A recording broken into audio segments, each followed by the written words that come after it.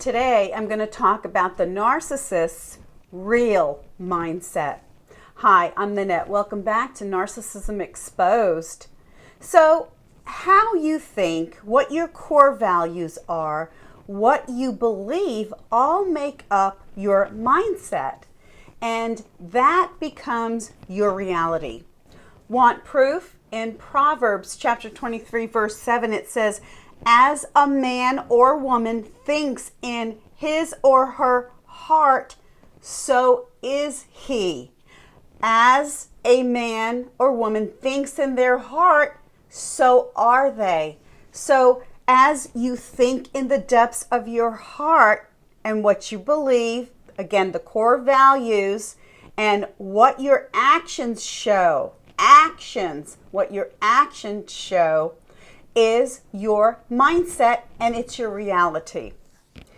And what is the crucial evidence of what someone thinks in their heart? It's going to be their actions and the consistency of their actions. That's going to prove what is really in somebody's heart and mind.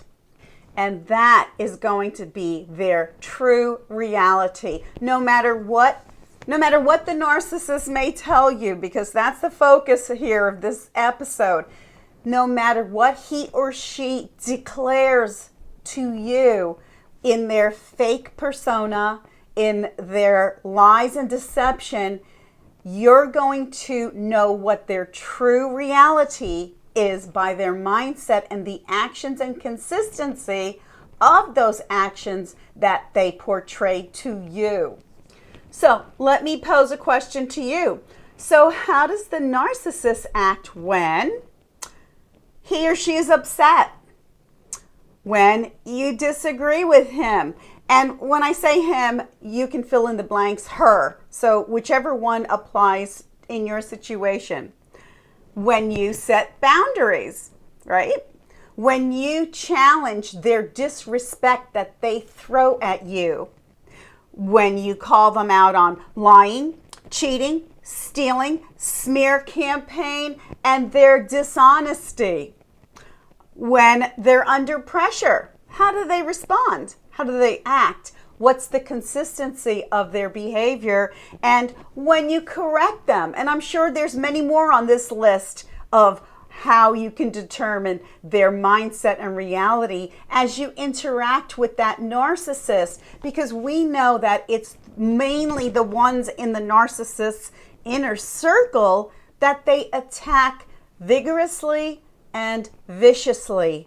And you understand that, well, once in a while, somebody may make a mistake and do something that's rude or disrespectful, and they'll come around and apologize because a healthy person has awareness, self-regulation. Not so with a narcissist. So when you start seeing the habitual actions of the narcissist, where their actions are evil and they are out to destroy you and to frustrate you and to cause you pain, when you see that consistent, ongoing, and habitual behavior, that is the true reality and mindset of the narcissist. And I don't care how many times the narcissist begs your forgiveness or does the fake apology, or some even get on their hands and knees. It's all a performance for them. That's part of their personal false narrative where, well, if I just do this, this, and this, I'll regain my victim's respect and we'll be back in that hideous relationship. You must understand what goes on in the mindset and reality of the narcissist. However, what happens is many of us who are empaths, we're good people, we're Christians, we want to believe the best about people, don't we? We want to see the best. We want to believe their apologies are genuine, authentic, and real. But you must understand that the narcissist has done this habitually over their entire lives, so they get pretty good at their performance. Yeah, that's right. And so you begin to believe and hope I think that's another word too that enters in here, is that you want to believe what the narcissist says to you because you're hopeful that you can regain what you thought was a real relationship in the love bombing stage. See, if you remind yourself that you are seeing a pattern of disrespect, fake apology, and then getting back to the love bombing, you will understand what you are dealing with, and you'll have to come to your own reality and mindset that this is not real, and behind this false narrative of the narcissist is a demonic influence to steal, kill, and destroy you. And whenever you have challenged the narcissist, what is the one universal response that all of us have been attacked by? And that word is rage. That's right. And that rage comes in many forms, as all of us well know. And I'm going to read that list to you. It comes in the form of being indignant, like, well, how dare you accuse me of this, this, and this, right? Or they'll belittle you and say, you can't make that assumption. You can't make that challenge against me. Who are you? You're nothing. You're nowhere. I'm everywhere. Does that ring a bell?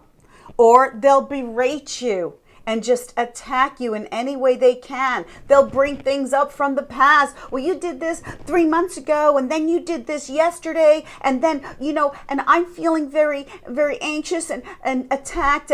And before you know it, you don't even know you don't remember what you brought up anymore, because they're spinning circles around your head. Or they will accuse you, and so that you bring something up and they say, how dare you think that about me? How dare you think I was lying? How dare you? And they will start to accuse you and say, wow, you're so unfair. Wow, you're so judgmental. You're so critical. They'll start accusing you for bringing something up. And then the fifth thing is they'll blame shift. So let's say you suspect your narcissist of cheating on you. And you'll bring it up and they'll say, I never did that. I would never do that to you. In fact, I think you did it to me. Where were you last Tuesday? What were you doing? You get what I'm saying here.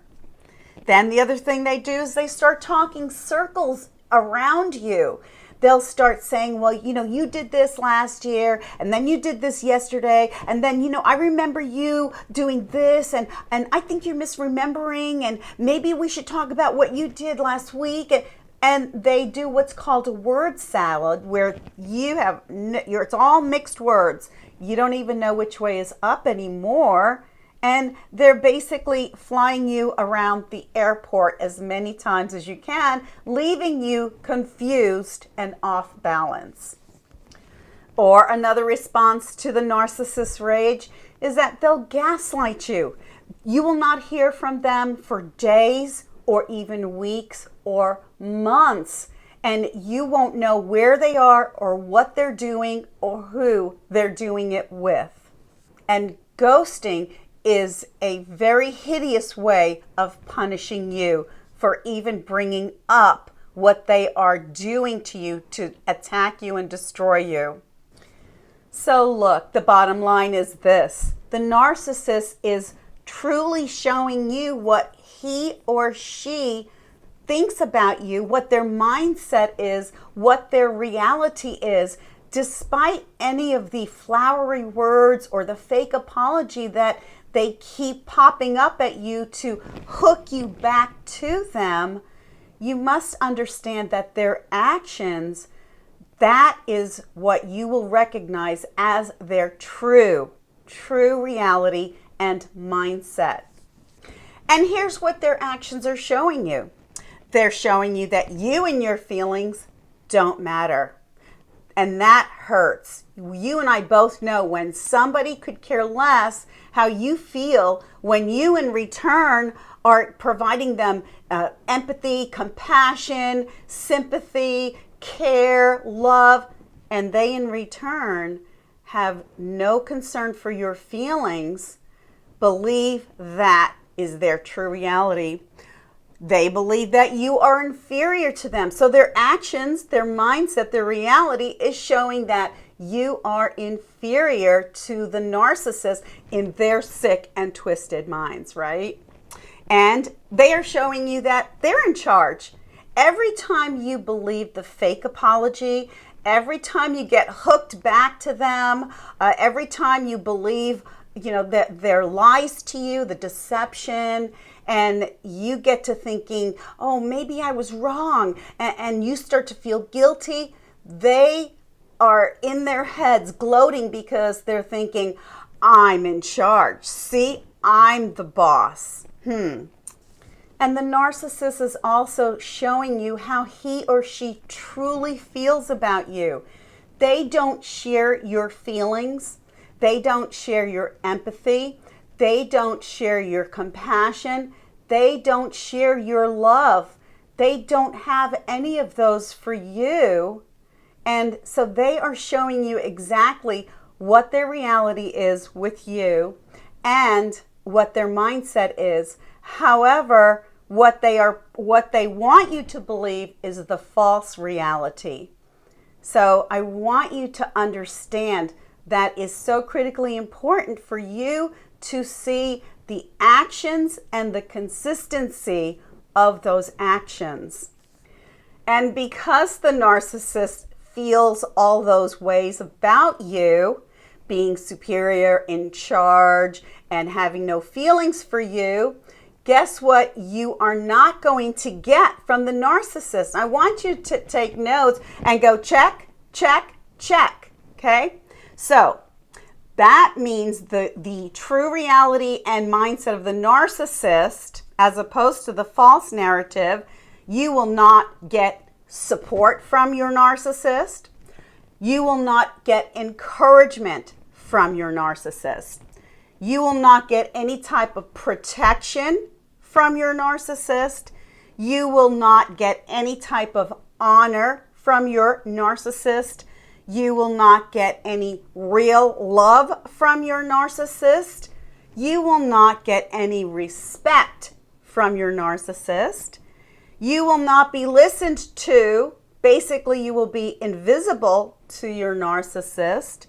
And you will not have somebody who cares about your feelings, how you're doing. And you will not get somebody who will be honest with you.